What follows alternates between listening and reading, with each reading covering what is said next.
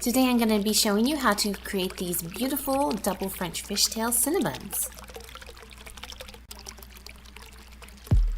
This hairstyle is a lot easier than it looks.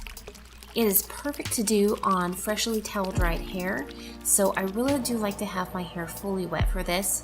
I don't have it fully wet this time, so I'm wetting it down with a sprayer here to at least get a good lock and hold at the top. And you want to make sure, especially if your hair is drier like mine is, to pull this French braid a bit tighter. If you're unfamiliar with how to either French or fishtail, I do have a link right up there for you to look at and make it super easy for you. I'm French braiding all the way to the bottom, and now I'm switching over to a fishtail. Again, we're still folding over. We've just switched over to 2 strands instead of 3.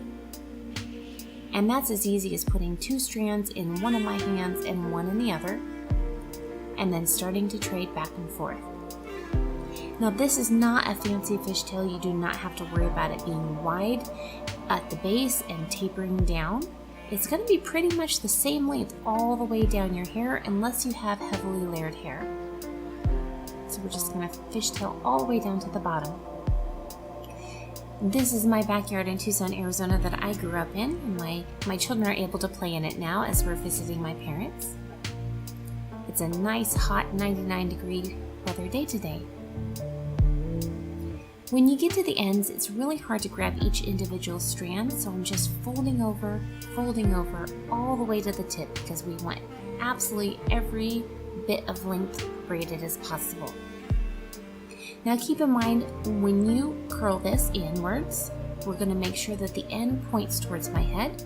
This way you don't even have to put an elastic to hold it into place. We're just going to start rolling it up just like a cinnabun. Now this side of my hair that I started on is heavier in the front and leaner in the back because it is on an asymmetrical parting. And so this bun I'm going to attach right at the base. If you find that you're ending up needing more than 4 bobby pins, you may want to take them out and try again and really focus on your technique. Make sure that the bumpy side is towards your scalp, and with each pin, get a tiny bit of each layer of the cinnabun as possible, and also scalp hair to anchor that into place. Also, if you can have your pins locked together in an X form, that will also help hold it into place. Now I'm going to do the same exact thing on the other side.